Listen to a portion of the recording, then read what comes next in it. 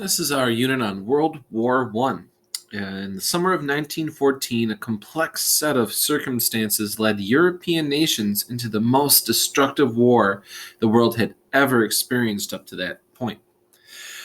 Issues of nationalism, imperialism, alliances, and growing militarism were powder kegs waiting to explode.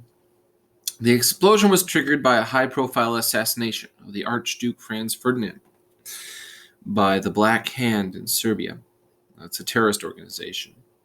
The 4-year-long conflict would dramatically alter the global status quo. World War I, originally called the Great War, closed the curtain on the old world of European aristocrats and monarchs, while catapulting the United States to the forefront of international politics. The war created new nations and set the stage for conflicts that would rage into the next century. The two sides of the Great War were the Allied powers and the Central Powers. While many other countries were involved, these were the primary players. So let's look at the Allied powers. The major Allied powers were the British Empire and all their colonial holdings. That's including India and Australia, Canada. France was a major power and all their colonial holdings in Africa and Asia.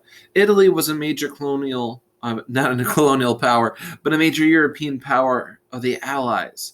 Russia was an Allied power, and the United States joined the war in 1917 as one of the Allied powers as well. The Central Powers include Austria-Hungary, Germany, and the Ottoman Empire, whereas currently Turkey. The United Kingdom.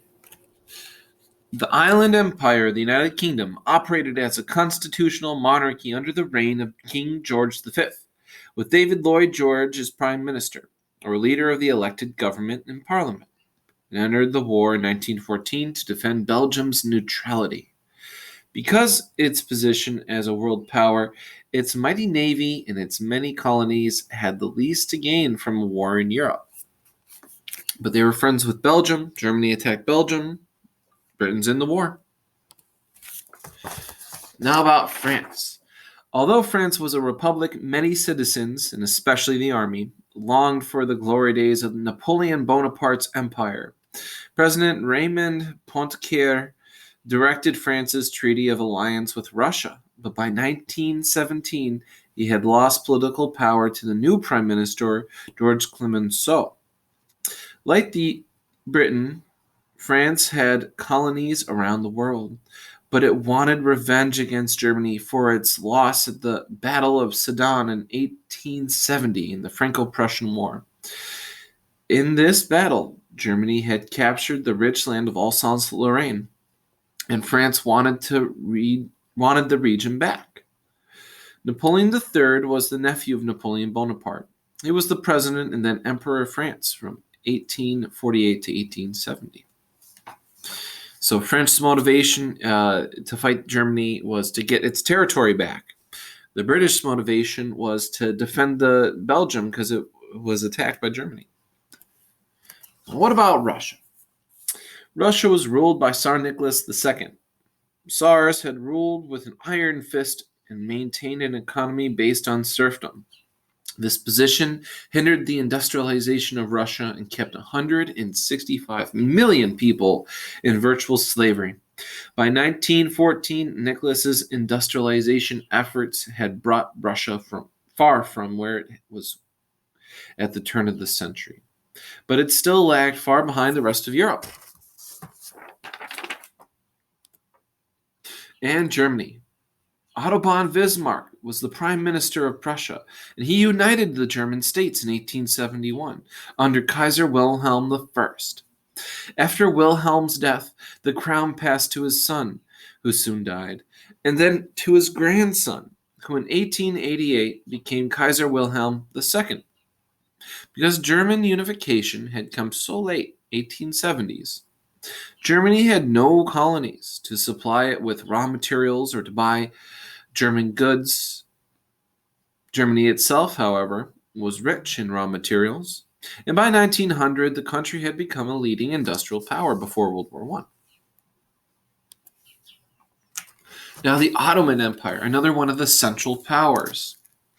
In 1908, the Young Turks, the name given to a group of army officers who favored reforming the administration of the Ottoman Empire, forced the theocratic government of Sultan Abdul Hamid to institute a Western-style constitution.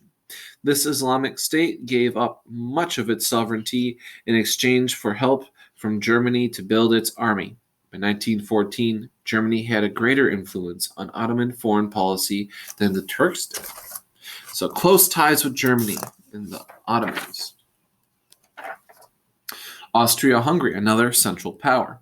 Like the Ottoman Empire, Austria-Hungary was an old and dying kingdom ruled by a 600-year-old Habsburg dynasty.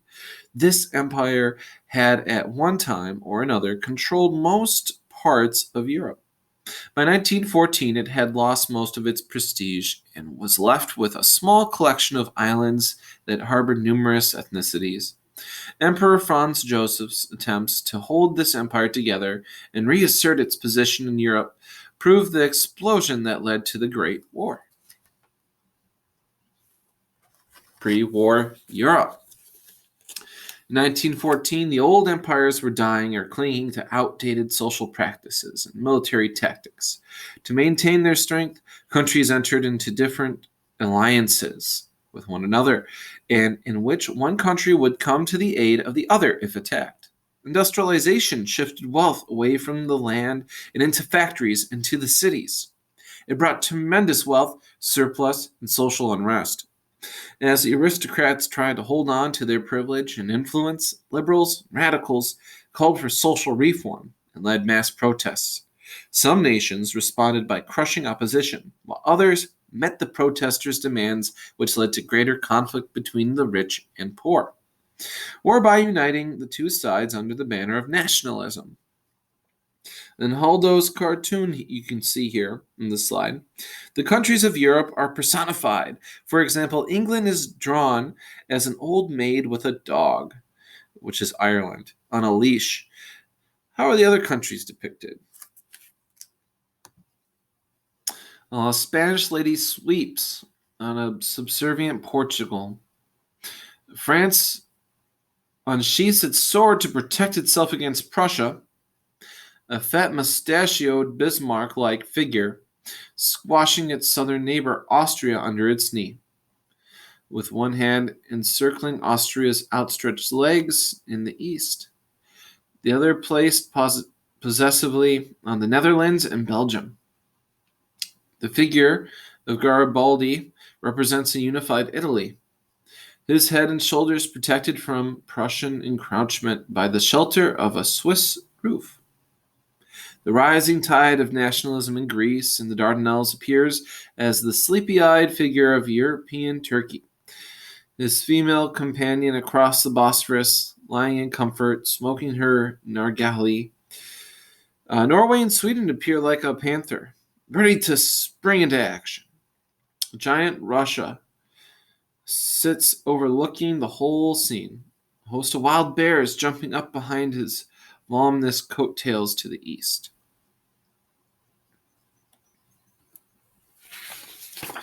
Balkan Powder Keg.